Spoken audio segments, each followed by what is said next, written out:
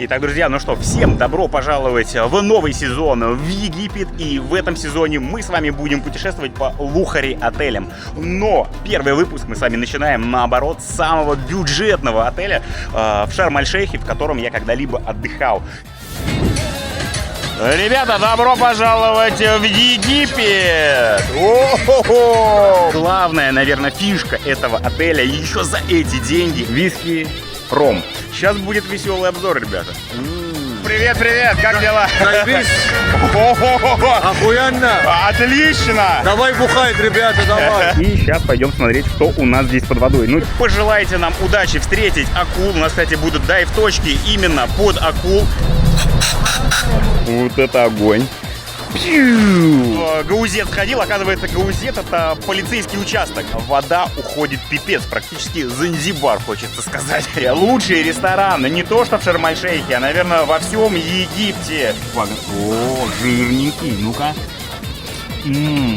Всем привет, слежу Россия! Матушка земля, белая пирозинка. Нормально. Так что вы, как всегда, не забывайте поставить пальчик вверх и погнали смотреть яркую, сочную серию про Шарм-эль-Шейх, про Египет. Итак, друзья, ну что ж, добро пожаловать в новый сезон в Египет. И в этом сезоне у нас будут с вами лухари отели. Но начинаем мы с вами сезон, наоборот, с самого дешевого отеля. Сейчас я расскажу, сколько он стоит. Да даже, мне кажется, с самого начала надо сказать, что здесь проживание с едой, все включено, стоит $25. Ребята, здесь есть номера, которые стоят $25. Я живу чуть-чуть подороже. Сейчас мы зайдем, покажу вам свой номер. Но суть, ребята, прямо с такими шикарными видами, с бассейном, все включено, напитки наливают, еда включена, все покажу сегодня в выпуске. Разумеется, это все не пятизвездочный отель, это трехзвездочный отель, бюджетный, за $25. Что можно получить вообще или в Турции, или даже в Сочи в наших? Ничего не получишь. Вот, а здесь у тебя и бассейн, и плещешься, и главное, сейчас посмотрим виды какие. Собственно, мой номер находится вот здесь. Смотрите, как все это красиво выглядит. Территория такая компактная, но все круто. Музычка играет, атмосфера огонь. И это мы еще даже на море не спустились. Да, ну а главная, наверное, фишка этого отеля еще за эти деньги — это, наверное, виды и его расположение. В самом центре, на Ама-Бэй, выходим. Здесь у нас лестница вниз. Ну, кстати, минус, наверное, для пожилых людей, потому что нужно спускаться. Дорога только вот по этой лестнице. Лифта здесь никакого нет. Пляж находится вон за тем зданием внизу. И, собственно, отсюда открывается шикарная панорама на всю Ама-Бэй. Собственно, когда я бронировал этот отель, меня и подкупили виды. Прикиньте, с такими видами отель за копейки. По сути, расположение как у пятизвездочного отеля. Здесь могло быть что-то крутое и мега пафосное пятизвездочное, но это трешечка такая супер простая. Вдалеке, кстати, видны отсюда горы. Обычно, если живешь внизу, их не видно. И горы видно, и всю Ама-Бэй, и набережная вся видна. Супер. Вот, сейчас, а главное в Египте что? Это, конечно, подводный мир. Сейчас мы с вами спустимся. Внизу посмотрим рифы, рыбки и так далее. Но забегая вперед, там, конечно, скажу, что на Ама-Бэй это не самая лучшая бухта, точнее, самая худшая бухта с точки зрения снорклинга, подводного мира и так далее. Вот, есть, у нас впереди будут гораздо лучше рифы, пляжи и прочее. Но даже здесь тоже круто. Сюда обычно на Ама-Бэй приезжают там за ночной жизнью, за движухой, дискотеки, клубы, барчики, где посидеть там и так далее. В общем, район очень веселый.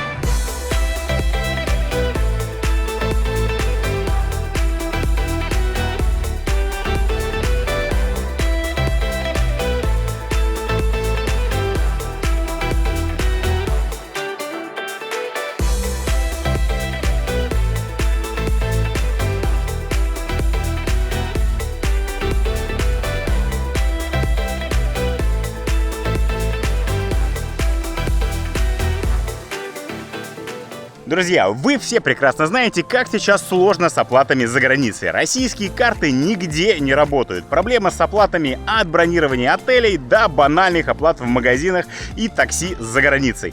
Поэтому я хочу порекомендовать вам виртуальную карту Stable Pay, с помощью которой можно все оплачивать как и раньше. Карта стоит всего 2200 рублей, а дальнейшее обслуживание 0 рублей. Выпуск карты за пару минут и не нужно ничего ждать. Карта отлично подходит для путешествий и бронирования отелей, Booking, Airbnb, такси, все без проблем. Оплаты различных подписок и онлайн-сервисов, покупок в магазинах и так далее. Картой можно платить в более чем 200 странах мира, везде, где принимают MasterCard. Оплата производится через телефон, Apple Pay или Google Pay. Пополняется баланс токеном А7, А5, и после пополнения сумма сразу конвертируется в евро. Так что переходите по ссылочке в описании и оформляйте себе карту Stable Pay всего за 2200 рублей. Итак, ну а сейчас давайте покажу, как выглядит, собственно, мой номер. У меня Luxury Super View Sea View. За него нужно было доплатить. Ну, сами видите, здесь и бассейн View, и Sea View. Прям просыпаешься с таким чудесным видом. Главное, что здесь, конечно, работает кондиционер. Хорошо работает. Ну, блин, работает только когда ключ вставлен. Ну, соответственно, морозит, все хорошо. Это в Египте главное в такую жару. Это, конечно, супер-мега хорошо. Что есть стол, есть холодильник, вот такой какой-никакой, ну морозит вроде. Есть телевизор, который я никогда не смотрю, в принципе, на отдыхе. Номер достаточно просторный, но главный вопрос, сколько он стоит. Ребята, что вы понимали?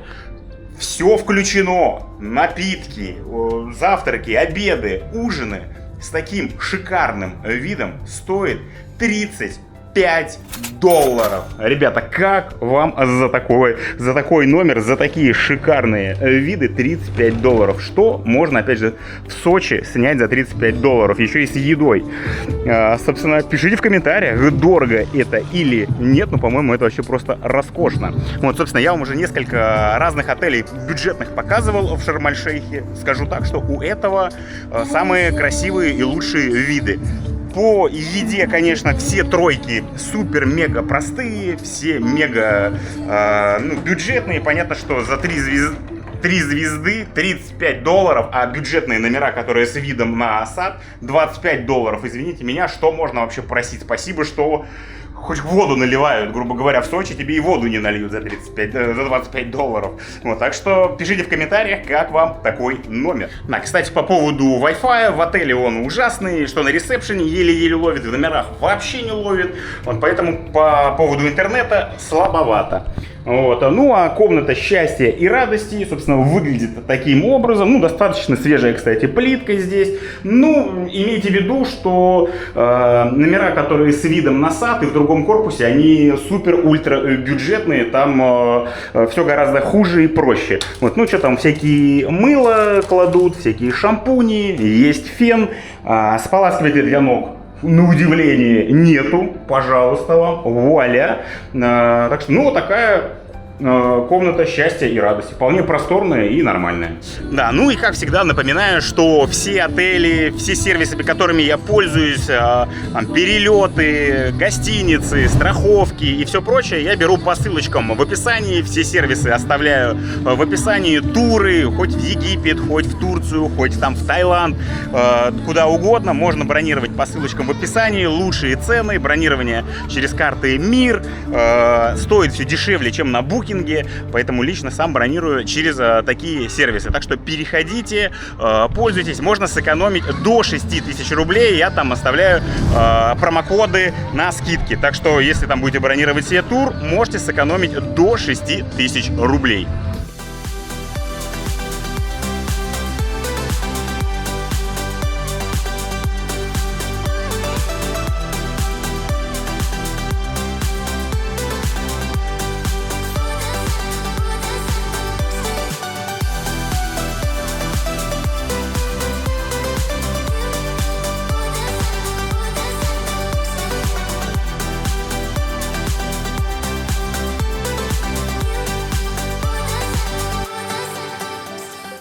Самый главный, наверное, вопрос, что наливают на барной стойке. В таком отеле все включено, а здесь нет пива, его отдельно нужно покупать, но есть виски, ром, спрайт, кола, что-то такое. Так, как всегда, виски, ром. Я пью, короче, виски-ром, окей? Hello! Давай. Вот, алкоголь здесь слабоватый, поэтому градусов 30, наверное. И я делаю микс, потому что ром сладкий, а виски горький. Поэтому он мне делает половинку рома, половинку виски. Вот он мешает, и получается нормальный, вполне, абсолютно коктейль. Супер. Шакран, шакран. Вот, для тех, кто не знает, что шакран — это спасибо. В общем, получается вот с таким видом набор. Как, слушай, налил от души. Обычно он половинку делает всего. То есть у меня полстакана. Сейчас он, видимо, на камеру обрадовался. Налил целый стакан граненый. Вот, так что сейчас будет веселый обзор, ребята. Ну и вот это пить хотя бы можно. Потому что если ром просто берешь, это просто сладкий ликер какой-то.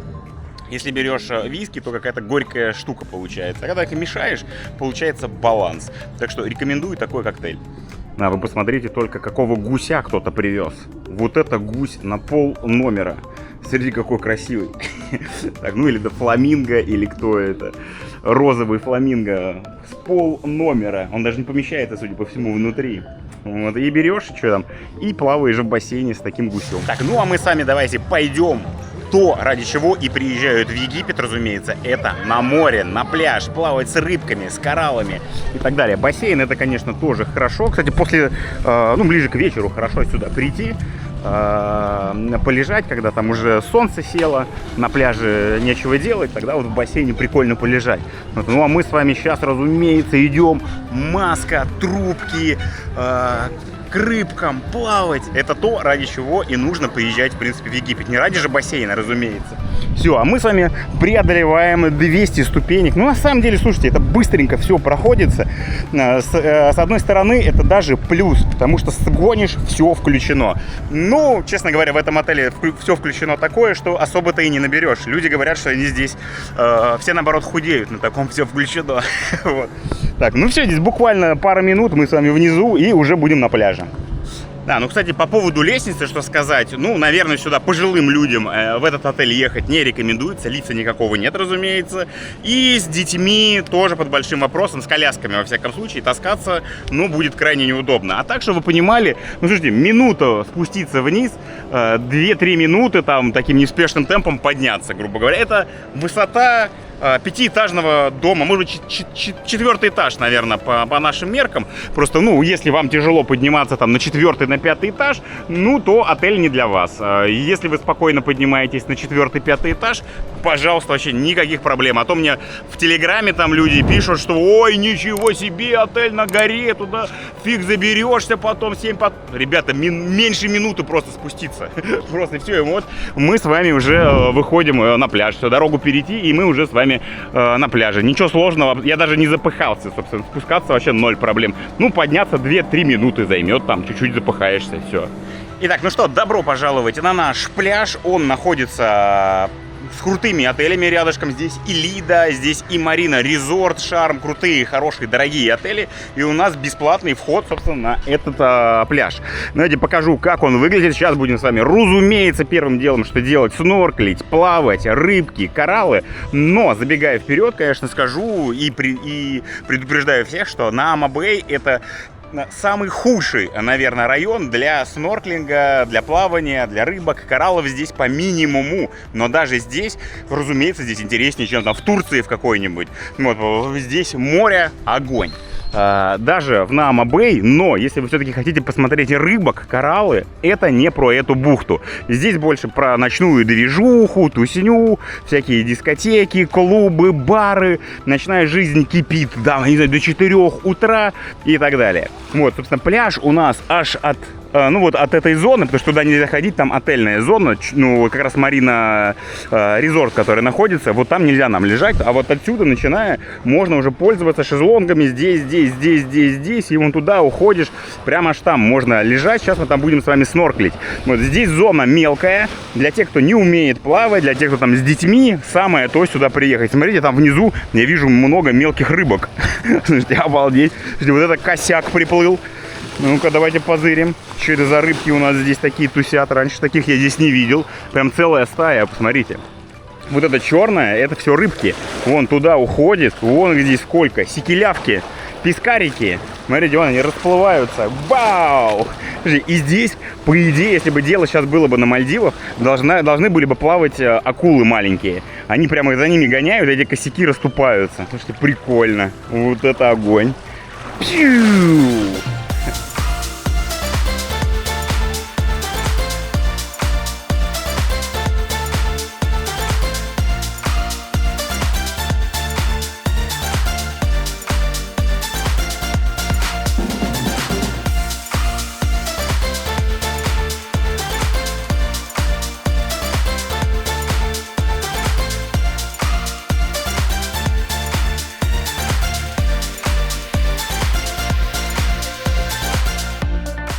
Так, ну проходим, собственно, все лежат, но надо признать, что здесь, вот в этой части, это прилив, чтобы вы понимали. Это сейчас еще прилив, потом попозже здесь начнется отлив, и вообще будет супер-мега мелко. Там даже до буйков ты дойдешь, тебе будет по пупочек. То есть очень мелкая зона. Я такие зоны не люблю, но, опять же, говорю, кто там с детишками, о, дети, нифига себе, ты с соской, тебе сколько лет? Соской. Нормально. Вон душ здесь, все, собственно, у нас это все включено. Идем дальше, все это тоже наше. То есть мы можем пользоваться этими шезлонгами. Идем дальше, зеленая территория, пляж приятный. Кстати, намного приятнее, чем там, например, даже у Тропителя. Вот, соседний туда уходит, у Тропителя совсем маленькая зона этого пляжа. Вон там, не знаю, 20 метров или 50 метров, ну окей. У нас гораздо больше. И при том, что это трешка, а Тропитель это пятерка крутая. Пожалуйста, вот лежи где хочешь. Ложишься, целый день чилишь, целый день. Ну, так что здесь и зоны с тенечком, и на солнце, и грибочки, и вот такие тенты натянутые. Очень удобно. И плюс, главное, там есть пирс, с которого можно нырять. Там тоже можно лежать, занимать места. Так, ну вот мы с вами выходим на пирс, и здесь уже будет сейчас глубина, не вот это по коленочку. Собственно, вот те, кто не умеет плавать, плавают в левой части, там арабы в основном. Вот, а здесь больше европейцев уже, чтобы на глубину, сразу глубина с пирса понырять. Вон дайверы, ребята, у нас впереди и дайвинг будет. И, ребят, в других отелях пипец у нас будет снорклинг, я думаю. Там такое будет, что этим дайверам и не снилось, конечно. Здесь дайвинг в Наама-Бэй тоже посредственный. Кстати, виды классные. Вот из этой бухты, посмотрите, как вот если ты отдыхаешь вот в тех отелях, ты не видишь гор. Отсюда вообще классная, супер, мега панорама открывается на всю Наама-Бэй. И видны и горы, и прочее. Короче, вот пляж крутой с точки зрения видов, прям очень неплохо. Так, ну, собственно, вон уже народ спускается. Здесь такие спуски, все такое свеженькое. Здесь можно прыгать, зона для прыгания, вон всякие ступеньки, тоже все оборудовано, чтобы не было скользко. И зона можно плавать аж туда, вон вправо, в правую часть. Сильно далеко не дают уплывать, за буйки переплывать нельзя, начинают свистеть сразу. Ну вот, ну и здесь команда из дайверов пошла куда-то изучать глубины. Дайверам-то, разумеется, можно за буйки заплывать. Вот, но если вы будете вот реально просто через веревку переплыл, все, уже начинает вот сзади меня стоит спасатель, он, собственно, все это контролирует и будет сразу свистеть. В общем, туда заплывать не дают, но потому что там, видите, на бананах катаются, еще что-то, там уже, собственно, опасно с точки зрения техники безопасности, чтобы по голове вам никто там не проехал, они не дают куда-то там заплывать за буйки. Вот, но цвет водички просто, даже здесь, в Наама-Бэй, самая попсовая, самая простая, самая некрасивая бухта с точки зрения там подводного мира. И то здесь, смотрите, как классно все выглядит. Дальше мы переедем, я вам отвечаю, там будет все в 1000 раз еще красивее и интереснее под водой. Так что ждите следующих выпусков, следующих отелей. Я уже там посетил в Шарм-эль-Шейхе, не знаю сколько, там 30 отелей, наверное, вообще за всю свою жизнь, если не больше, там 30-40, наверное, отелей. И в следующих выпусках будут одни из самых лучших отелей, в которые я был в своей жизни. Это крутые лухари отели. Так что обязательно подпишитесь, и если еще не подписаны, впереди все самое интересное.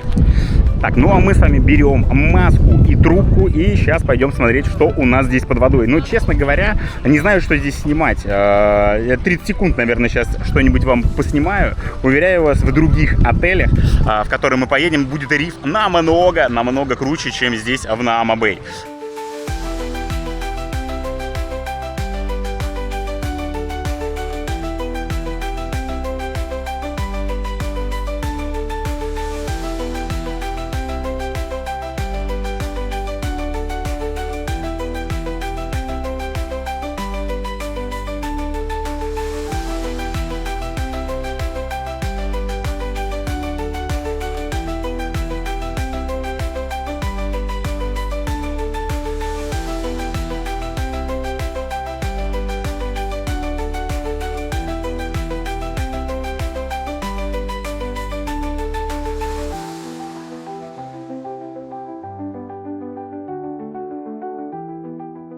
Да, кстати, еще один из минусов трешки, да, в том, что у нас нет на пляже никакого бара. Ничего, даже ни безалкогольные напитки, ничего не наберешь с собой в бутылочку, там водичку хотя бы берите. Вот, то, что здесь есть, это не для нашего отеля. Это, конечно, Марина, вот этот. Здесь еще другие отели, оказывается, лежат. Поэтому в этом плане, конечно, трешка отличается там от четверки или от пятерки. Друзья, а сейчас давайте переместимся с вами буквально на одну минутку в аэропорт, покажу, как я прилетал, какие правила, и вперед забегая скажу, я сильно лоханулся.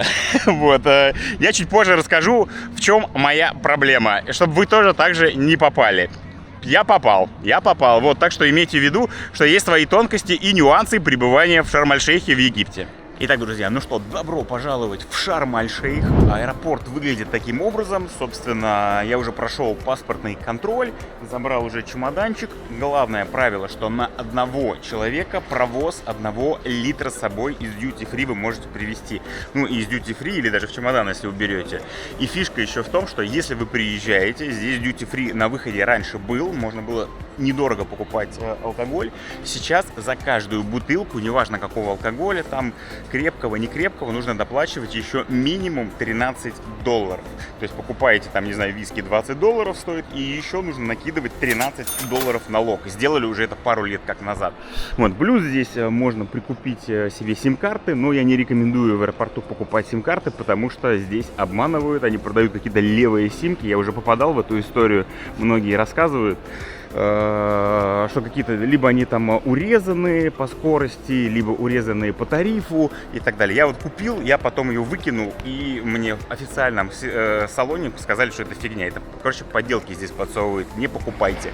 Ну, а мы с вами идем, садимся и едем в отель. Так, ну, а нас здесь встречают уже с табличкой «Империя туризма, трансфер». Все, садимся и едем. Let's go to hotel. Так что, если не хотите там ждать больших групп, когда собираются, заказывайте себе трансфер. Давай кину это еще. Ну ладно. Так, куда садиться-то? Я уже запутался, в какую часть, где, в какой стороне руль. Так, ладно, давайте сюда. Все, индивидуальный трансфер. Заказывайте, удобно. Ну, разумеется, если вы самостоятельно путешествуете, то другого варианта и нет. Так что, ссылочка, как всегда, на Империю туризма в описании.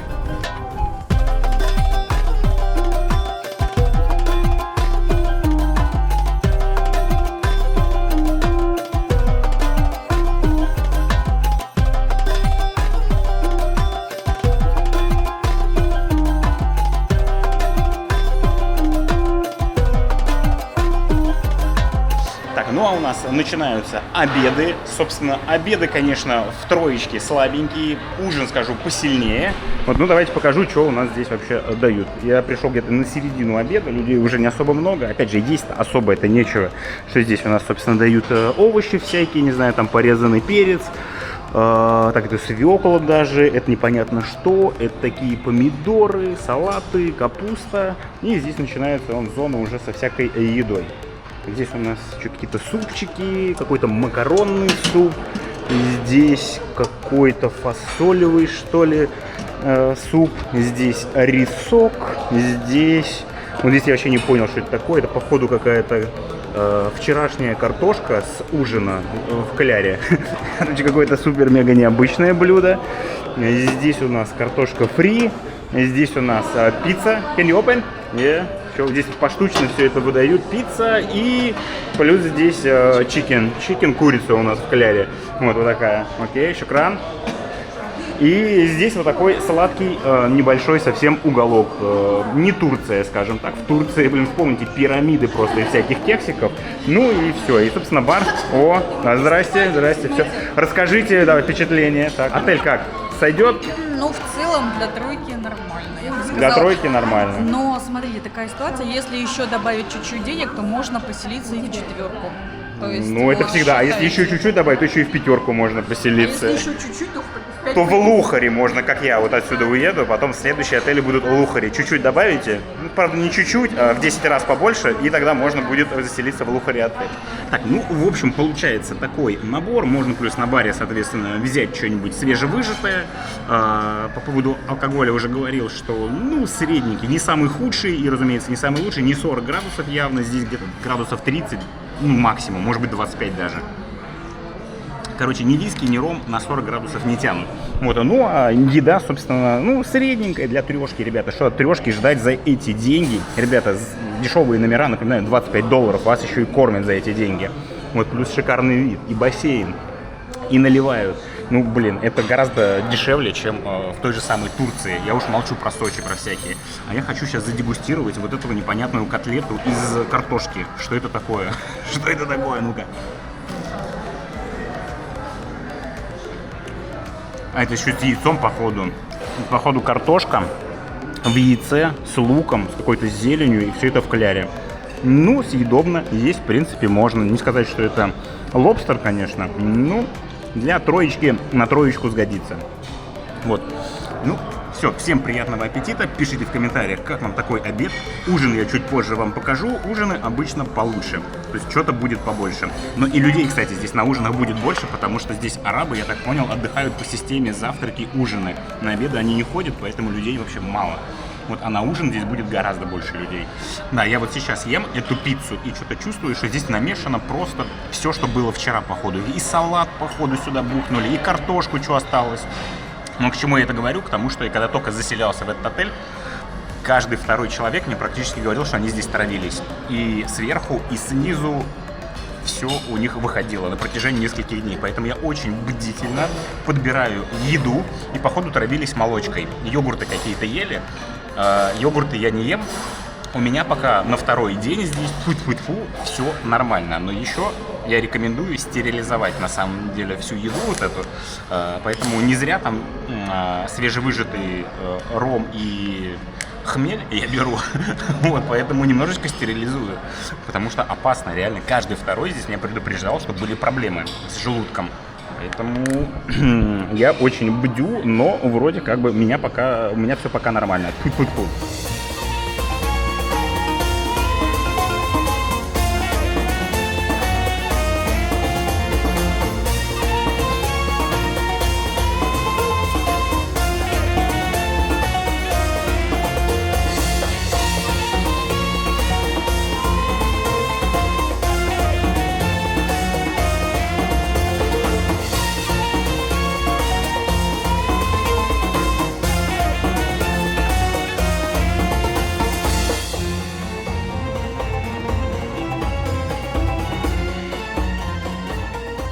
Итак, друзья, ну что, у нас начинается главная программа в Египте. Мы едем с вами на дайвинг, едем с вами на Тиран. И, собственно, мы уже сейчас в порту, собираемся на нашу лодку. Здесь лодки. Кто-то плывет на Рас Мухаммед, мы плывем на Тиран. Я много лет уже не был на Тиране. Будет крутой дайвинг, у нас должны быть акулы, будут крутые точки, несколько погружений, причем одни из самых топовых рифов в Шарм-эль-Шейхе. Поэтому посмотрим, пожелайте удачи, встретить акулу. Кто-то акул боится, кто-то их избегает, я наоборот ищу их. Так, ну все, вот наша лодочка, называется Snorkeling Lodge. Все, забираемся и плывем на дайвинг. А, кто-то на снорклинг плывет как раз. Мы плывем на дайвинг. То есть я буду дайвингом заниматься. Так, ну что, все, мы уже с вами сейчас будем скоро отплывать. Такая лодочка у нас. Здесь можно зона, где полежать, почилить, позагорать. Вон девчонки загорают здесь. Там зона с тенечком, где можно посидеть. присесть столики. Да, ну а экскурсию я, как всегда, все экскурсии беру в Империи туризма. Ссылочка в описании. Через Империю туризма я езжу уже не первый сезон, не в первую страну. Я езжу и в Турцию, и в Египет, и в Дубай ездил. Поэтому ребята проверенные, много лет с ними путешествую по разным странам, много сезонов записал, в Египте несколько сезонов. Поэтому, ребята, рекомендую, одни из лучших цен, в принципе, в Шарм-эль-Шейхе, да и в Хургаде вы будете, и в Марс-Алааме даже, если вы будете. По всему Египту экскурсии есть в разы дешевле, чем у отельных гидов.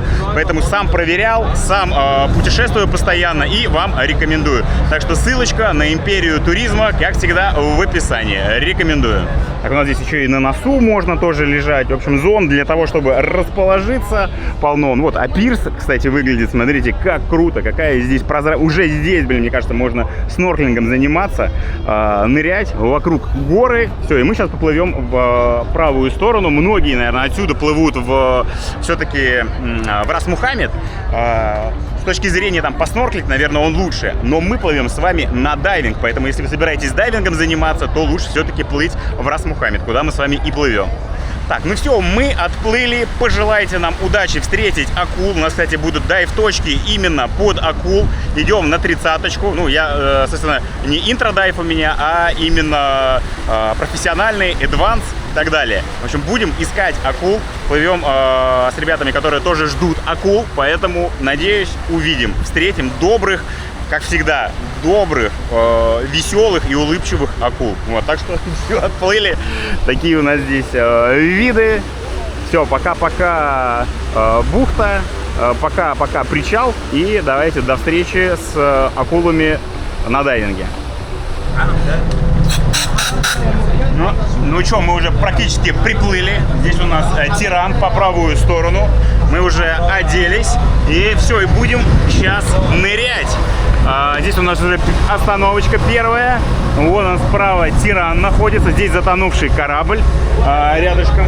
Вот у нас круто, что сертифицированные дайверы мы вдвоем. Алексей и я. Вот. И маленькая группа. Все остальные интродайвинг там или снорклинг и так далее. Все, погнали нырять, смотреть акул. Надеюсь, встретим. Пожелайте нам удачи.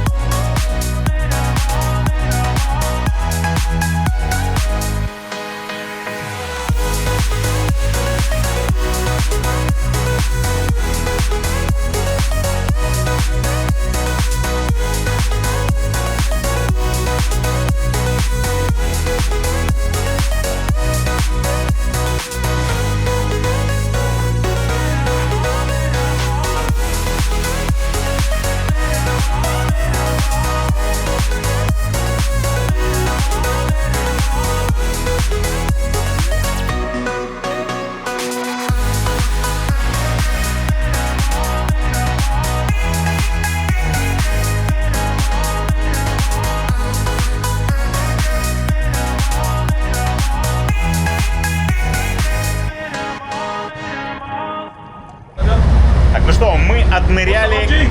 К сожалению, акул не было, уплыли куда-то. Опять же, вот вы там их боитесь, мы за ними плаваем, бегаем, везде ищем этих акул, и их нету. Вот, поэтому не нужно их бояться, они сами нас всех боятся, не встретили. Но риф классный, красивый, подводный мир, блин, супер, получше, чем ну, у отелей. Ну, и у некоторых отелей, конечно, тоже крутые рифы. Вот, но здесь ты плаваешь среди живых коральчиков, рыбки. Огонь, ребят. Так что дайвинг однозначно всем рекомендую. Пробуйте, если не пробовали. Так, ну у нас начинается самое главное на любой экскурсии. Это, разумеется, обед. Так, вон здесь у нас салатики, здесь у нас всякие лаваши. И что-то здесь он будет раздавать. А что здесь у нас? Чикен? Чикен, ага. Это что у нас? Биф? Биф. Это всякие овощи, рис. Это что? Это кто? Лобстер, я? Лобстер. Шефу привет, да. Привет, привет. Так, все, давайте пробовать. Что, получается вот такой набор у нас. А риса можно давай рис. Ага. Окей, все, шакран. Так, ну что, у нас обед вот с таким потрясающим видом. Кто-то еще из дайвинга возвращается. Вот все, можно перекусить с потрясающими видами, с видами на коральчики прямо после дайвинга. Да, друзья, ну что, у нас здесь остановочка на снорклинг, плаваем, тоже дайвим. И хочу сказать так, что многие в интродайв здесь как раз тоже берут. Это пробные такие погружения дайвингом. Я тоже начинал. Первый мой раз в дайвинге был именно в Египте. И именно, кстати, был на Тиране. Я первый раз дайвил именно на Тиране. Ну, блин, красота, ребят. Поэтому, если вы будете в Египте, ну, грех не попробовать дайвинг хотя бы раз в жизни. Попробовать точно стоит. Вон там и дети даже, там с 12 лет, по-моему, можно заниматься дайвингом. И дети, и взрослые. Я помню, даже бабуле 90 лет, ну, под 90 лет, ей было 80 с чем-то, она дайвингом занималась. Но она профессиональная дайверша такая, ну, то есть с сертификатом. Поэтому любому возрасту дайвинг показан. Вот, так что будете в Египте, обязательно попробуйте дайвинг. Хотя бы один разик. Да, ну что хочется сказать, что за свои деньги, наверное, Египет это топ of the топ вообще в мире. Понятно, что где-нибудь там на Мальдивах тоже рифы, ну, тоже неплохие, но все равно за свои деньги, за эти копейки, которые можно приехать в Египет, это, наверное, соотношение цена-качество номер один в мире. Где еще лучше, ну, понятно, лучше, может быть, где-то и есть, но это будет сильно-сильно в разы многократно дороже. Поэтому Египет для подводного мира самый оптимальный цена-качество, лучший в мире, мне кажется. Вот напишите, если вы не согласны.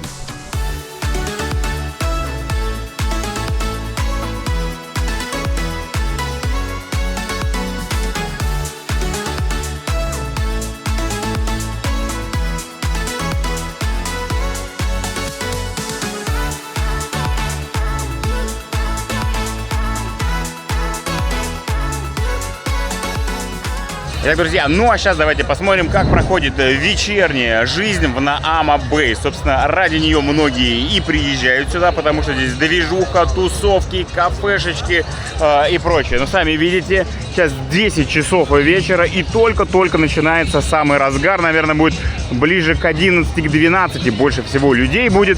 Здесь там кафешки, здесь всякие сувениры, туда идешь, там всякие клубы, дискотеки, здесь хард-рок кафе находится. Там еще Будда-бар, дискотеки, пляжные дискотеки тоже бывают по вторникам и пятницам на пляже Калимера.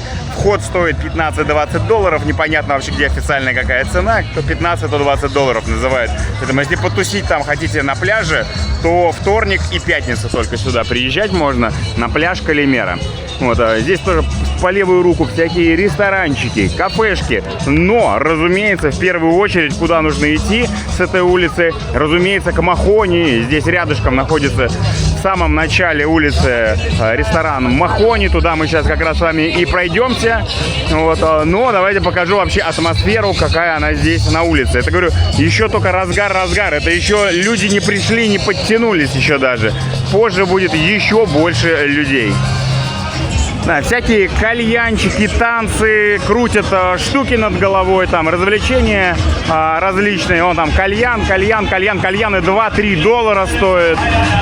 Самые дешевые, наверное, кальяны в мире, мне кажется, в Египте. Я думаю, мы попозже с вами присядем. Но сейчас давайте все-таки сгоняем к Махони, зайдем в гости, а потом продолжим изучать ночную жизнь на этой улице. Потому что нужно сперва подкрепиться, а потом можно уже сидеть там и кальянчики, и дискотеки и прочее. Слушайте. Итак, друзья, ну а как же я мог пропустить, приехав в Шарм-эль-Шейх, поход к Махони? Это невозможно сделать обязательно, если вы приезжаете в Шарм-эль-Шейх. Поход к Махони, лучший ресторан в Шарм-эль-Шейхе. Я уже не первый сезон сюда приезжаю. Многие знают, насколько это классное место. Оно, во-первых, красивое, атмосферное, и, во-вторых, там все вкусно и с душой сделано. Сейчас посмотрим, Махони будет ли нас здесь на входе встречать. Ребят, сами посмотрите, как будто в пещере это все сделано. Я уже не первый сезон это все показываю. И есть места внутри сидеть. Я люблю сидеть снаружи. Собственно, смотрите, какая здесь атмосфера, как все классно, как будто мы в какой-то там бедуинской пещере. О, какие сразу выносят. Вот так вот, прикиньте, выдают еду. Вот с такой атмосферой, такой подачей лодочки.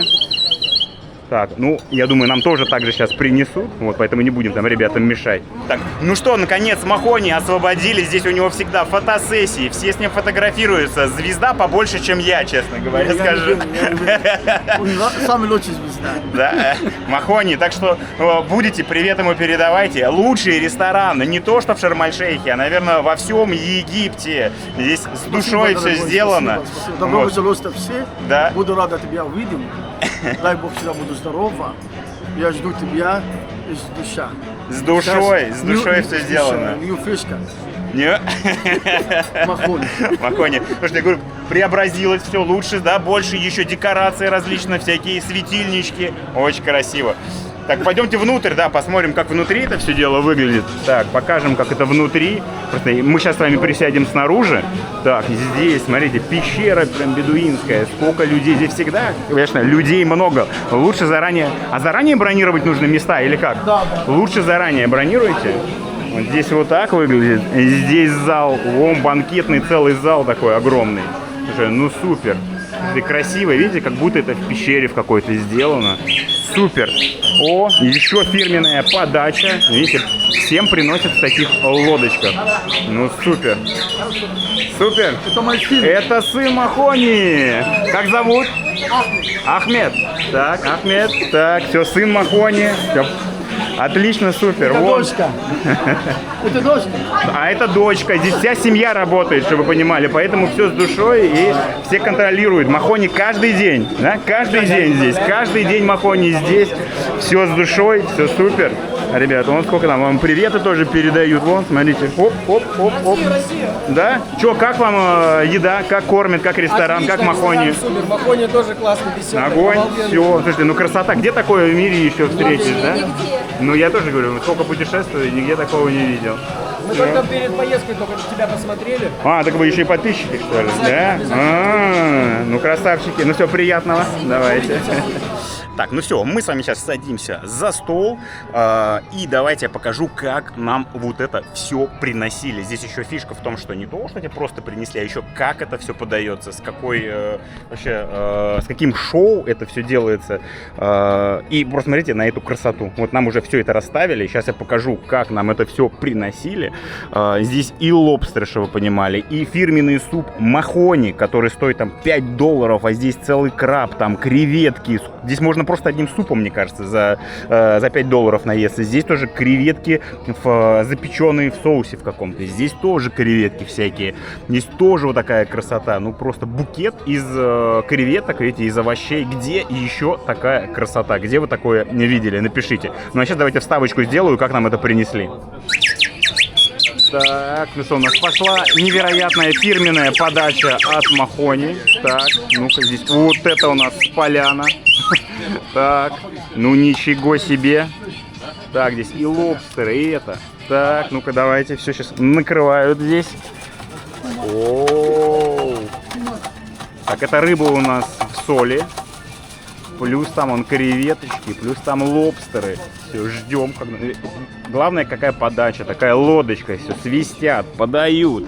Слушайте, подача у Махони, конечно, топ. Так где вы в такое в мире вообще видели? Такая красота просто невероятная. Помимо всего прочего, это еще и вкусно. Ребята, лобстеры. Лобстеры, там креветочки, здесь фирменный суп от Махони, здесь тоже всякие такие соусы. Стол просто ломится, честно говоря, видите, ставить некуда. Так, у нас здесь, смотрите, шампанское, но имейте в виду, что шампанское приносить нужно с собой. Вообще все напитки люди приносят с собой, потому что здесь алкоголь не продается в Махоне, но со своим здесь вообще спокойно можно приходить, проносить, там хоть пиво, хоть вино, хоть виски ставите на стол, никто вам ничего не скажет. Вот, поэтому сами наливаете и все. Ну, блин, за нами здесь ухаживают, прям супер, спасибо. Шокран. Так, ну что, погнали с вами дегустировать. Первое у нас будет фирменный суп Махони. Главное блюдо, которое нужно, ну, супец всегда нужно сперва взять, а потом все остальное можете добавлять. Так, ну погнали, я по нему соскучился. Уже, сколько я, год его не ел, чтобы вы понимали. Год суп Махони не был в мою морду. Я знаю, что он офигенный, кремовый. С креветочками, с морепродуктами, с крабами, там, с рыбкой. Блин, реально офигенный. Даже вот я вам внутри все это покажу. Смотрите, и креветка, и кальмары там, и рыба. Короче, очень густой, сливочный, кремовый, тает во рту все. Очень вкусный. Так, ну а давайте сейчас покажу меню и что сколько стоит. Креветки в гриле, на гриле примерно чуть больше, чем $10. Вот такие креветки в этом офигенном сливочном соусе чуть больше, чем $10. Салат из креветок Махони, по-моему, сифуд салат называется. Махони суп вот стоит меньше даже, чем $5, 245 египетских фунтов. Вот такие различные здесь наборы с лодочками стоят 2000 египетских фунтов. Большая лодочка, ну то, что примерно вот как раз у нас стоит 2795 фунтов. Ну и на паузу на самом деле нажимаете. В фунтах здесь вот все цены написаны. Перечислять сейчас все не буду. Да, ну и, кстати, если вы там придете, вдруг кто-то у вас морепродукты не есть, здесь можно заказать всякую курицу на гриле, стейки с соусом там и так далее. Курица стоит там 375 фунтов. Ну, блин, конечно, к Махони приходить заказывать стейк — это грех. Нужно заказывать какие-то морепродукты. Вот. Но хочу сказать, что лобстеры, конечно, это супер дорогое блюдо. То есть килограмм лобстеров стоит 3,750. Так, ну а сейчас давайте вот таких креветочек запеченных попробуем тоже в сливочном таком соусе. Берем и вот так вот. И вот это, я помню, было бомбиссимо. Кстати, вот визуально же, как это все потрясающе выглядит. В таком букете сидишь, красота просто, и наслаждаешься невероятной. Нежнейшие сливочные креветочки. Прям тоже бомбиссимо. Это прям охренissимо. Это супер. Я люблю просто сливочные всякие соусы, кокосовые, там сливочные соусы. Вот это прям топчик. И суп Махони тоже топчик. Да, ну а главное, что по промокоду блог путешественника вы получаете супер набор. Собственно, 2 супа Махони, которые мы уже съели, я вам показывал. Плюс вот такой набор лодочку, но без вот этих, по-моему, это креветки или что такое в кляре. То есть вот это все, вот эта красота, крабы, все это тоже вот с такой лодочки. И плюс рыба в соли, которая была. И все это подается в красивой тоже подаче со свистульками, там вот этой в лодочке. И все это стоит $27. То есть и 2 супа. Ну, короче, вы на двоих наедитесь и объедитесь. Поэтому не забывайте, когда приходите к Махони, говорить от блога путешественника. Ну и также, если вы там заказываете что-то другое, вам все равно по промокоду блог путешественника принесут какие-то вкусняшки, что-нибудь, пироженки, к чаю что-то принесут и так далее. Не забывайте говорить. Вот. Ну и фотографироваться и привет передавать от блога путешественника. Так, ну а сейчас погнали самое интересное — лобстеров пробовать. Ну, я-то примерно представляю. Я знаю, что мне больше нравятся все-таки креветки, несмотря на то, что как бы это типа лобстер там и прочее. Я, ну, все-таки рекомендую, конечно, брать креветку, но для разнообразия попробовать лобстеров, ну, наверное, в жизни хотя бы раз стоит. Я раза 4 пробовал лобстера. Ну, не особо я, короче, в восторге от лобстеров. Так, ну берем. Здесь с сырочком. Вдруг меня этот лобстер сейчас мега удивит. Ну-ка, погнали. О, жирненький. Ну-ка.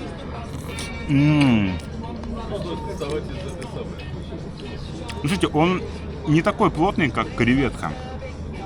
И он какой-то... Не знаю, все-таки креветки вкуснее. Вот, ребята, пишите, кто ел лобстеров. что вкуснее, креветка или лобстер? Ну, красиво. Надо признать, что лобстеры, конечно, красивые. Визуально подача здоровая.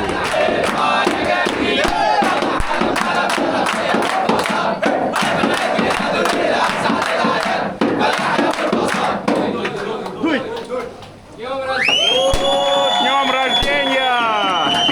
Нормально.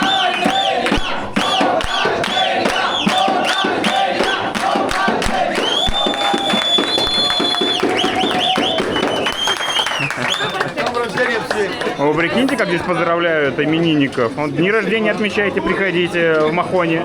Вообще, оказывается, у всех был день рождения сегодня. Вот это именинники. Нормально.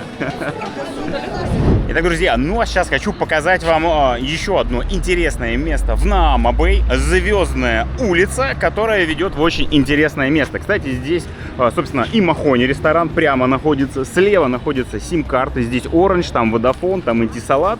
В общем, здесь удобный пятачок, чтобы и к Махони сходить, и симку прикупить, и плюс еще зайти в один магазин, который вот многие сейчас как раз и идут. Ну, вам ориентир просто, как это все дело выглядит. Собственно, такая звездная аллея. Если прямо пойдешь, то к Махони попадешь, а если налево пойдешь, то попадешь в магазин Fix Price. Вы могли себе представить, что в Египте есть Fix Price? В общем, это один из самых крупных магазинов, где можно купить и сувениры, и еду, и масла, и духи, что там только не продается. Давайте с вами спустимся, посмотрим вообще. Он недавно открылся, еще в прошлом году его не было. Ну и опять же, не знаю, какой формат. Вы идете сперва к Махони, кушаете и с полным желудком, сытые и довольные, идете шопиться. Либо наоборот поступаете, приезжаете шопиться. Здесь огромный магазин, сейчас покажу. Ходите, тратите силы и потом идете к Махони в гости. Вот 5 метров проходите вперед и заходите в гости к Махони. Вот все, мы спускаемся на эскалаторе. Здесь смотрите, как все красиво украшено. Прям такое все в гирляндах. И попадаем, собственно, в магазин Fix Price. Опять же говорю, в Египте. Кто мог подумать, что Fix Price есть в Египте? Так, ну что, заходим. Здесь, собственно, начинается все. Можно себе какие-нибудь термосы прикупить, чтобы набирать себе не пивасик не по 0,33, а сразу пол-литра себе взять, коктейльчик какой-нибудь в отеле. Всякие пахлавы, всякие печенья, всякие чемоданы. Если вдруг вам не хватает вашего чемодана, вы приехали и нужно положить побольше манго, сувениров и прочего, тоже можно зайти здесь это купить. Всякие рюкзаки вдруг порвался. Ценники здесь намного ниже, чем там на улице. В общем, и торговаться не нужно. Все по фиксированной цене. Вот, например, чемодан стоит всего лишь 1000 фунтов. То есть это примерно $20. Вот такой большой чемодан. Маленькие чемоданы тут еще будут дешевле. Такие громадные чемоданы по $20. Реально, ну чуть больше, чем $20. Получается сколько? $22 где-то в таком формате. В общем, такие здоровые чемоданы. Главное, наверное, кто сюда придет, это за сувенирами. Ну, здесь и помимо сувениров всего полным-полно. И всякие маски, кстати, маску с трубкой можно здесь купить. Всяких для детей, всяких игрушек здесь полно. Вон всякие стаканчики, сувенирчики, кружки. И все это стоит, там, я не знаю, $5, меньше $5 стоит. Ребята, $2,5. Вот такие кружки египетские со всякими орнаментами, всякие и здесь тоже. И опять же, ни с кем торговаться не нужно. Взяли, подошли, посмотрели цену, и по реально отличным ценам можно накупить здесь кучу сувениров. Какие-то кружки там $2, какие-то кружки $3. Так, здесь всякие фигурки, такие всякие фараоны и прочее. Сколько они стоили? 175 фунтов. Это чуть больше, чем $3, ребята. Вон тоже всякие изображения фараонов и прочее. 160.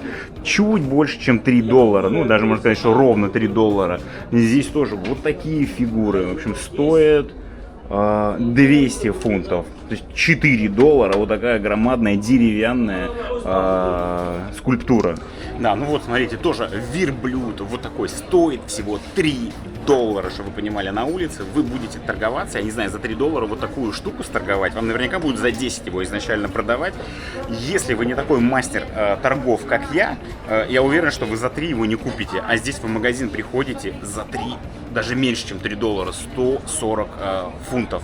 Ребят, так что здесь, ну, если вы не умеете торговаться, однозначно сюда, да даже если вы умеете, здесь гораздо комфортнее, приятнее, с кондиционерами, с фиксированными ценами, все это покупать. Гораздо приятнее, чем там по старому городу ходить и тебя там разводят. Здесь все фиксировано, все честно, все у тебя на виду и все с комфортом. Да, здесь вон целая доска с папирусами, маленькие, большие и так далее. Вот маленькие папирусы стоят вообще меньше, чем $0,5, 15 фунтов. Вот такие со сфинксом. Вот такой стоит. Сколько стоит? 1 доллар. Ребята, вот такой здоровый папирус 1 доллар. Как вам такая цена? Слушайте, вообще их здесь куча всяких можно выбрать. И такие, и Клеопатра здесь, и так далее. Всякие египетские мотивы. Но мне, конечно, вот это все поражает. 15 фунтов. Это что за цены вообще? Так, ну а вдруг кто-то реально приезжает пошопиться, не просто там сувениры, легкая артиллерия, а вот взять себе и прикупить какие-нибудь джинсы. Смотрите, сколько стоят джинсы. 455, короче, меньше 10 долларов джинсы. Здесь тоже джинсы, меньше 10 долларов, 455. Так, здесь что, сколько? Ну, переворачивайте, 420, еще меньше, чем 10 долларов. Короче, за 8-9 долларов можно купить себе джинсы. Так, здесь даже можно купить себе брендовые футболочки. Tommy Hilfiger стоит всего 315. Ну, то есть это, грубо говоря, 6-7 долларов. Ralph Lauren, Polo и так далее. Все примерно 6-7 долларов. Ребята, как вам такое? Здесь пошопиться. Эти в плане одежды тоже полным-полно. Большой выбор. Да, но вы знаете, нынче же модно покупать дубайский шоколад. В Дубае он стоит там по 20 долларов, 20-30, если не больше. То в Египте, пожалуйста, вот здесь куча вариантов дубайского шоколада. Вот фисташковые здесь такие шоколадки, очень пользуются спросом, стоят они меньше 3 долларов. Ну, увесистые, вкусные, здесь вон многие стоят, я ждал, очередь была за ними просто. Они причем с разными начинками, такие, сякие, здесь шоколада, вон тоже для сладкоежек, ой, и ММДМсы всякие есть. И такие шоколадки, и Риттер Спорт, и еще что-то здесь. Слушайте, ну вот это да, у нас такого выбора в России, мне кажется, нет. Здесь еще какие-то фисташковые, тоже дубайские шоколады. Ну вот еще фисташковый шоколад. Ну, тоже, опять же, кто хочет там сувениры привезти сладкие, пожалуйста, здесь, слушайте, вся полка в дубайском шоколаде. И эти печенья тоже фисташковые. А, кстати, футболки прям Луи Виттоны. Ну, качество, кстати, хорошее. Стоит 5 долларов. Но главное здесь не футболки, я думаю, вот что обязательно нужно покупать при первых днях пребывания в Египте. Вот такие рубашки. Ну, собственно, в Тае, помните, такие все ходят в них. Здесь тоже это очень актуально, чтобы не сгореть. Вот цена здесь на них написана. Стоит 3 доллара. Это must have для тех, кто только приехал и у кого белая кожа. Обязательно это надо брать. Плюс различная косметика, крема, масла, парфюмерия.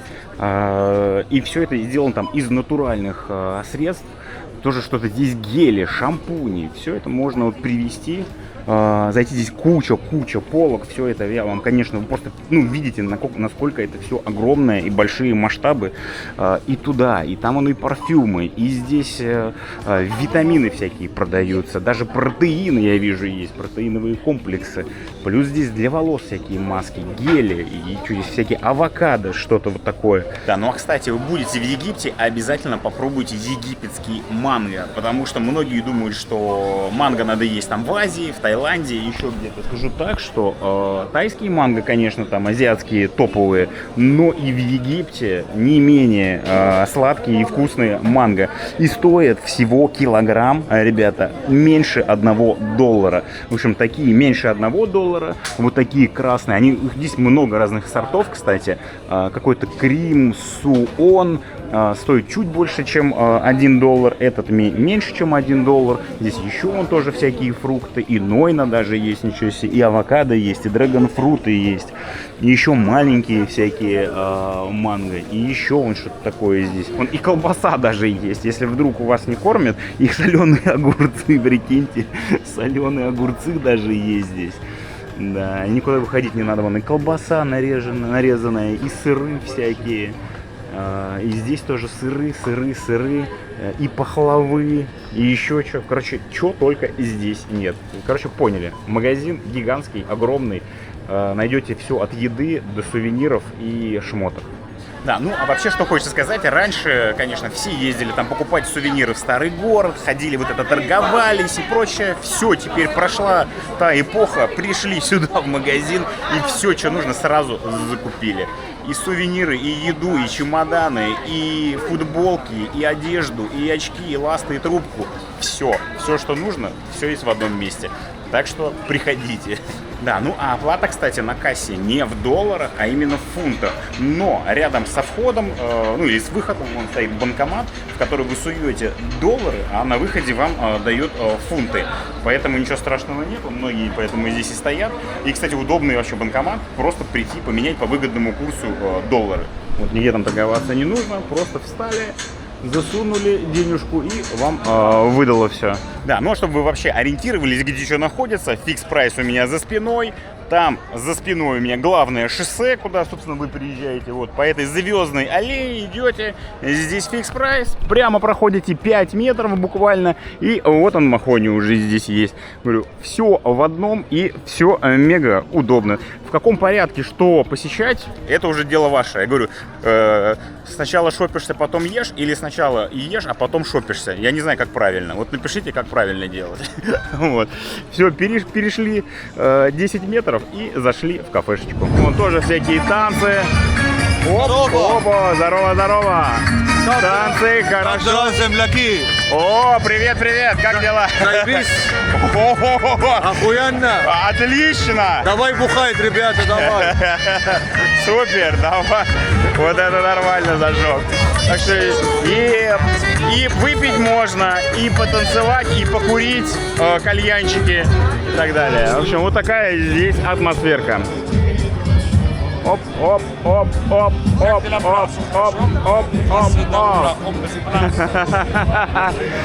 Так, ребята, ну давайте сейчас заглянем, как раз присядем, посидим, покурим кальянчик. В Аладдине я уже не первый год прихожу, здесь сижу, и атмосфера классная, и музычка, и шоу. В общем, заглядывайте, здесь их полным-полно. Мне вот Аладдин нравится. Привет вам всем!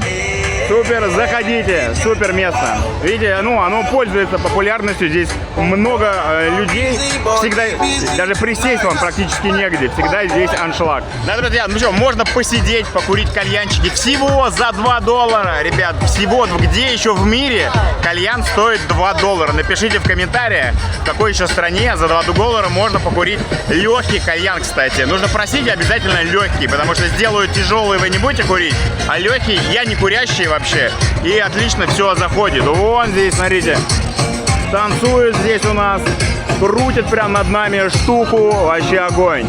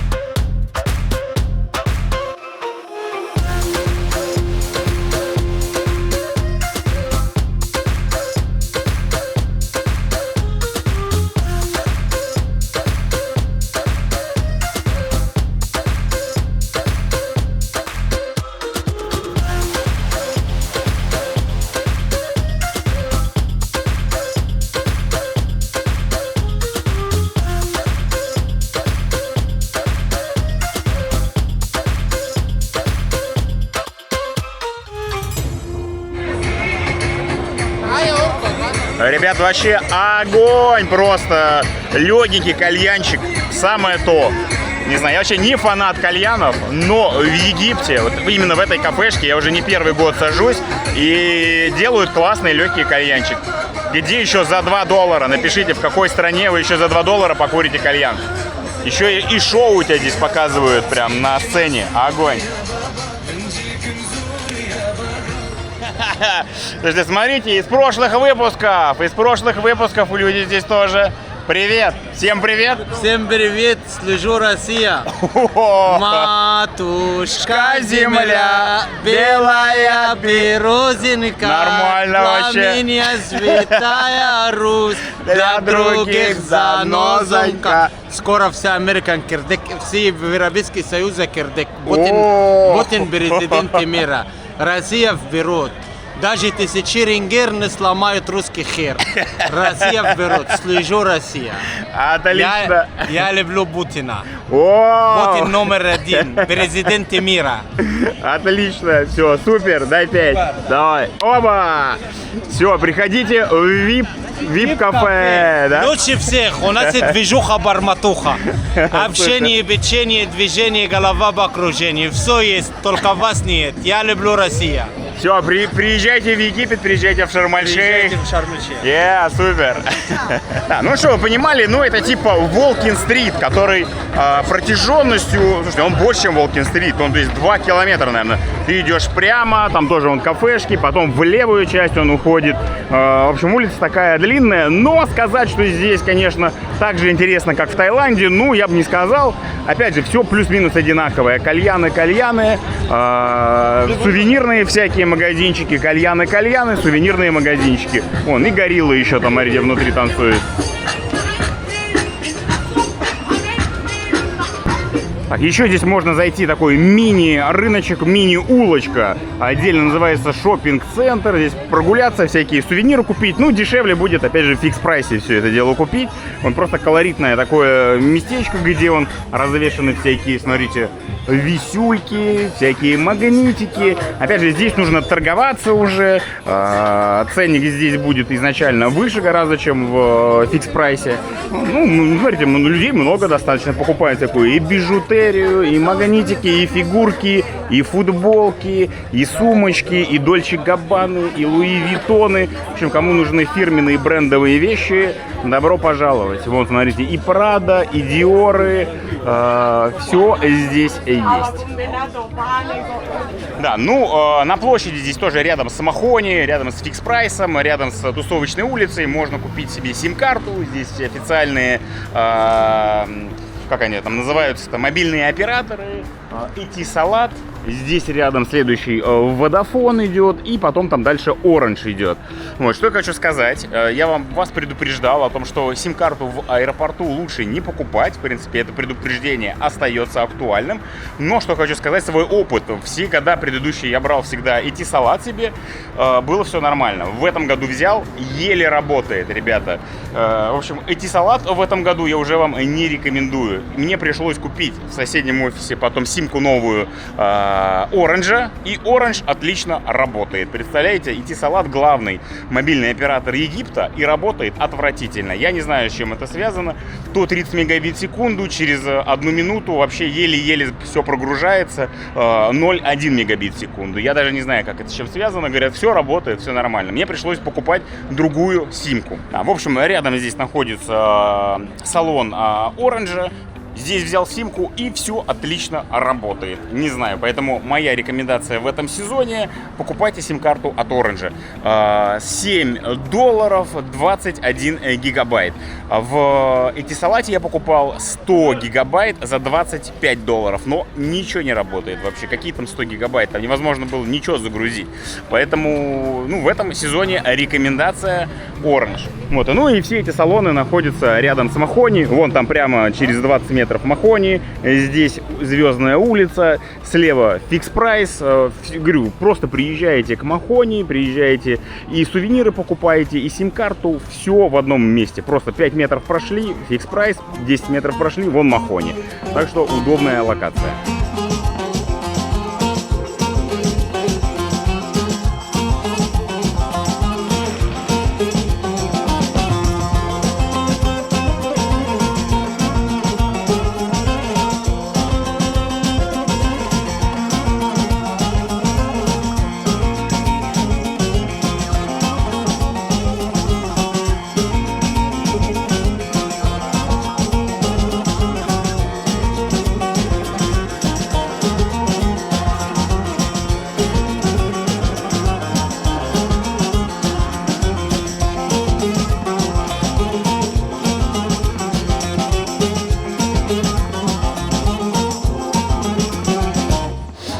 Ну а сейчас давайте покажу ужины, как проходят у нас в отеле. Опять же, напоминаю, это всего 3 звезды, но в принципе для 3 звезд очень даже и, ну, нормально. То есть, опять же, не 5 звезд. Здесь всякие салатики, огурцы, здесь тоже всякие салатики, помидоры. Сегодня, кстати, неплохой ужин. Бывали поскромнее сильно ужины. Здесь прям что-то сегодня прям как будто мне под съемку сделали. Прям здесь рисок всякий. Здесь вон как овощи какие-то тушеные в каком-то соусе. Здесь картошка. Здесь рыба даже есть. Плюс сегодня... О! Привет. Так вон курица жареная. Плюс всякие лепешки. А вот на здесь... Короче, ну какие-то национальные лепешки вот такие. Плюс всякие зоны с тортиками. Вот, дыня даже сегодня есть. Ё-моё. Обычно здесь апельсины лежат. Слушайте, сегодня прям какой-то супер шведский стол. Вот. Ну и все это проходит в таком формате. Все за столиками сидят. Для 3 звезд, повторюсь, очень даже и неплохо, потому что в других трешках я был, там вообще есть нечего обычно. А здесь вы видели и рыба тебе, и мясо, и прочее. Но это сегодня что-то прям шикуем. Не каждый вечер, и здесь, собственно, такая еда. Да, ну и, собственно, вот моя тарелка. Есть, выбрать есть что. Всякие, говорю, и салатики себе набрал там, и курица, лепешка вот эта какая-то, огурчики, картошечка. Ну, голодными не останетесь. Но, разумеется, это не махони. Здесь тебе креветок и лобстеров не подают. Но при этом взял, захотел в один из вечеров. Сходил буквально, сколько здесь идти до Махони, примерно километр идти.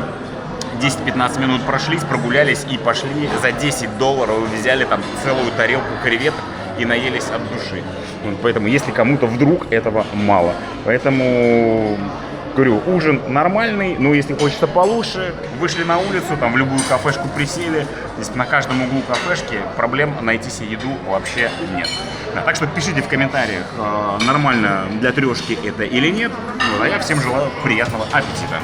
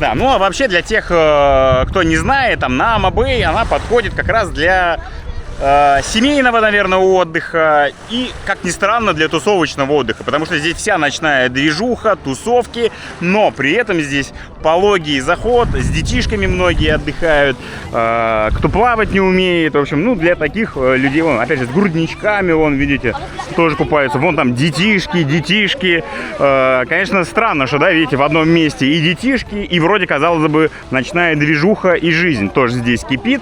Ну, так что, наверное, я бы вот рекомендовал рассматривать Наама Бэй для тех, кто либо потусить любит, потому что здесь клуб на клубе, бар на баре, покурить кальянчик там вечером, сходить к Махони в гости, всякие торговые центры, шопинг, там всякие фикс-прайсы, сувениров докупить. Здесь очень развитая инфраструктура, скажем так. То есть, по сути, это Патонг. Наверное, я бы назвал, что Наама Бэй это, по сути, Патонг. Но лучше ли это с точки зрения пляжа пляж? Конечно, нет, потому что гораздо лучше там подводный мир, рыбки, кораллы в других бухтах. Но я люблю для начала остановиться в Наама Бэй, потусить, походить по ресторанчикам, по барчикам, сходить в гости к Махони, красиво покушать, с красивым интерьером. И потом можно ехать уже там в другой отель. Ну, собственно, у меня план всегда вот такой. Мне он нравится, и активно проводишь время, и на экскурсии отсюда классно ездить. В общем, удобное центровое место. Но если вы думаете, что здесь будут у вас рыбки, кораллы и прочее, прочее, то все-таки это не про эту бухту. Да, ну а в основной части пляжа, конечно, вода уходит пипец, практически Занзибар, хочется сказать. Посмотрите, здесь просто пешком можно идти в шлепках. То есть здесь, видите, вода была, отлив ярко выраженный. Сейчас мы с вами идем, получается, в самый пик отлива. Имейте в виду, что вот на основной части уходит море сильно. И опять же, для кого-то это плюс, опять же, для детей, для тех, кто плавать не умеет. В общем, на Ама-Бэй это для тех, кто плохо плавает, скажем так, потому что некоторые приезжают в другие бухты, где сразу хоба, там 20-30 метров под тобой, и им страшно. Такие, блин, а мы купаться боимся. Поэтому на Ама-Бэй это для тех, кто плохо плавает. Вот, давайте с вами сейчас прогуляемся, здесь еще шлепки оставляем. Вон насколько ушла вода, просто на десятки метров. Вот, и здесь по коленочку мне, конечно, такое не подходит, мне такое не нравится. Но кому-то, наверное, видите, лежать вот так вот, тоже по кайфу, вон, по животик все легли. И даже по щиколотку, блин, не наступает. Пипец вода, конечно. Ну, чтобы вы понимали, до буйков доходишь, за буйки заплывать уже нельзя, уже начинают свистеть и оттуда, и отсюда. В общем, заходишь до буйков, а на буйках по пояс. Смотри, по пупочек. Собственно, все. Вот так вот идешь, мужики, стоят, собственно, по пупочек, можно сказать. Опять же, кому-то это в плюс. Он с детишками, с маленькими детьми, там он тоже с кругами всякие плавают. Вот, арабы любят здесь плавать, потому что они плохо плавают. Вот, все, зашли, все, дальше уже нельзя. Вот пишите в комментариях, кому нравится такого формата пляжа. Я знаю, что есть люди, которым нравятся такие пляжи. Я бы сюда вот приехал, не знал бы такое, что. Благо, что есть вон пирс, и оттуда можно на глубину сразу уходить и нырять. Так что моя часть пляжа это вон та, а кто там плохо плавает и с детишками, те купаются вот здесь. Ух ты, кто прилетел, смотрите. Аист, или кто это, аист или цапля? Кто это такой? И не боится? Какой красавчик!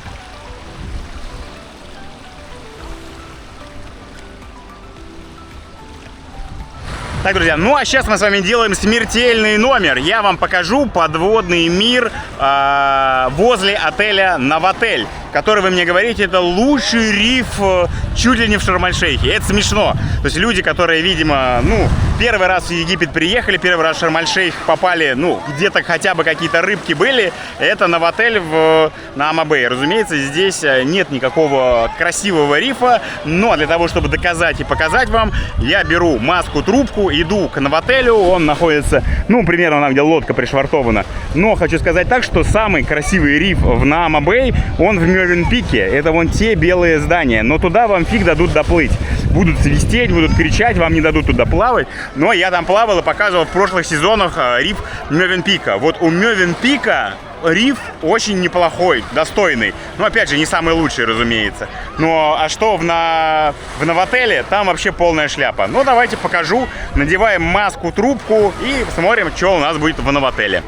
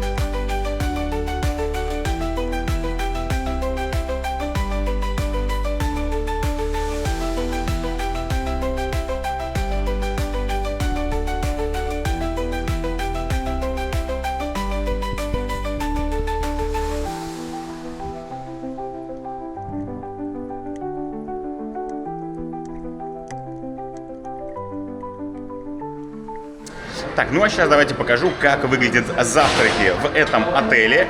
Но, забегая вперед, скажу, завтраки, просто никакущие. Сегодня, кстати, еще хотя бы омлет делают. В общем, булки, джемы. Вот, хорошо, что сегодня чувак есть, который что-то делает. Так, омлеты только он делает. Здесь плюс какие-то картошка. Это картошка, ничего себе. сосиски вот такие. Здесь какая-то каша на молоке. Здесь какая-то жижа, и это все, ребята, чтобы вы понимали. То есть завтракать особо нечем. И это еще хорошо, сегодня яичница есть, обычно вареные просто яйца. Вот, ну и нарезанные всякие сыры, картонная колбаса вот такая ужасная, и, я так понимаю, сыр фета, наверное. Ну и уголок с кофеечком. Все, это весь завтрак, чтобы вы понимали. Так что на завтраке особо не наешься.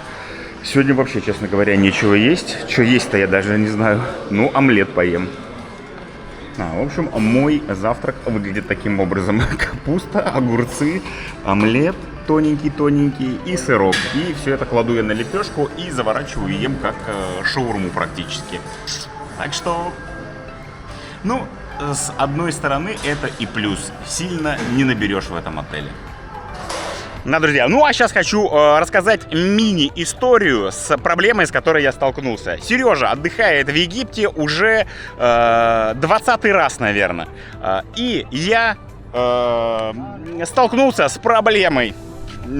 По ошибке я подумал, что прилетая в Шарм-эль-Шейх, штамп Sinai Only ставится на месяц, а он, оказывается, ставится на 14 дней, до 15 дней, точнее, там формулировка такая. То есть, если вы будете пребывать в Шарм-эль-Шейхе 15 дней и 1 час, все, это просрочка по штампу. Для тех, кто не знает, в общем, в Шарм-эль-Шейхе не нужна виза, если ты находишься только в Шарм-эль-Шейхе, на Синае, едешь там в Дахаб и так далее. Но если ты выезжаешь, например, там в Каир, то тебе обязательно нужна виза.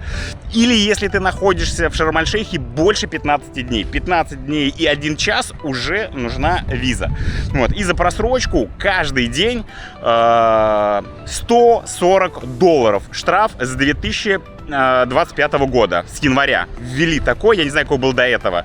И я такой, ничего себе, а я-то приехал сюда больше, чем на 2 недели. Гораздо. Вот, поэтому мне виза нужна была. Поэтому сейчас давайте покажу, как я получал визу, несмотря на то, что я уже прошел паспортный контроль и уже отдыхаю в Шарм-эль-Шейхе. Некоторым, наверное, будет полезно это знать, как получить ее. Итак, ребята, ну если у вас будет такая же ситуация, как у меня, вам нужна будет виза, вы будете здесь оставаться дольше, чем 15 дней, потому что вот в паспорте, видите, штамп 15 дней, приезжаете в аэропорт, и в зоне, где как раз вы выходили, вот здесь мы выходили, вон всякие водафоны, сим-карты продают, заходите, что удивительно, в банк, вот называется Агрикультурал банк, и там вам продают визу, но с этой визой нужно еще ехать в визовый центр, чтобы там поставили штамп. Так что я сейчас приехал в аэропорт, из аэропорта еду еще в визовый центр, там еще штамп поставят, и все, будет все нормально. Вот, но имейте в виду, я человек, который ездит уже там 20-й раз в Египет, и вдруг забыл, что если я буду находиться больше 15 дней, точнее даже вот вы находитесь здесь 15 дней и 1 час, все, штраф $140 каждый день, каждые сутки пребывания. В общем, пипец. Поэтому следите за этим. Я, видите, не доследил, несмотря на то, что в Египте не первый раз, и не второй, и не третий, и не 10-й. Вот, и забыл вдруг. Так что имейте в виду, так это все выглядит. Все, едем с вами дальше. Ну все, вот я все и сделал, в Гаузет сходил. Оказывается, Гаузет — это полицейский участок. Вот, вон на заднем фоне, там записывать, разумеется, ничего нельзя. Там одни полицейские, на 2-й этаж поднимаетесь, ставите штамп и все, и уходите. В общем, на все про все у меня ушло где-то час, ну, полтора. Вот, $25 там заплатил в аэропорту, сюда приехал, штамп поставил. Бред, конечно, потому что сделано все в одном месте. Я вообще не понимаю, почему в аэропорту нельзя поставить штамп. Надо из аэропорта ехать обязательно в этот Гаузет. Ну все, я вопросы все решил, все готово. Кстати, если вы будете ехать, вдруг решите брать экскурсию, а у вас нет визы, вам помогут сделать в Империи туризма эту визу. Но мне нельзя было так сделать, потому что я не еду в сам Каир, а нужно было ехать в сам Каир, потому что паспорта привозят в автобус. Вот, и у меня, к сожалению, такая схема не прокатила. Но если вы поедете в Каир, вам Империя туризма помогут сделать эту визу. Итак, друзья, ну что, пишите в комментариях, как вам сегодняшний выпуск, как вам Шарм-эль-Шейх, как вам бухта на Ама-Бэй. Скажу для затравочки, что это был просто детский сад, наверное, по сравнению с тем, что будет у нас с вами дальше. У нас дальше с вами лухари, крутые отели. Вот поэтому мы с вами в первом выпуске потихонечку там разгонялись, изучали, смотрели не самую явно лучшую бухту Шарм-эль-Шейха, а дальше у нас будут супер-мега отели, супер-мега подводный мир, рифы. Отели, в которых я давно хотел побывать, 5-звездочные крутые отели, поэтому подписывайтесь, если не подписаны, все впереди, узнаете, что это будут за отели. Скажу так, что я давно в них хотел и мечтал побывать, так что наконец побываю. Ну а вы, как всегда, не забывайте поддерживать выпуск как минимум пальчиками вверх, а как максимум донатами по ссылочке, по QR-коду здесь, по ссылочке в описании, любые 100 рублей, большое спасибо, потому что эти все отели не дешевые, 5-звездочные лухари отели, сами представляете, сколько стоят, поэтому кто сколько может, любые 100 рублей, большое спасибо. Там на такси, на отеле, разумеется, одним донатом вы не поддержите, но каждый по чуть-чуть оно и получается. Поэтому большое спасибо. Ну и не забывайте заходить на стримы по субботам. Каждую субботу по вечерам у нас с вами стримы. Так что заходите. Я рассказываю и делюсь в прямом эфире своими впечатлениями от отдыха, в том числе, где я сейчас и нахожусь.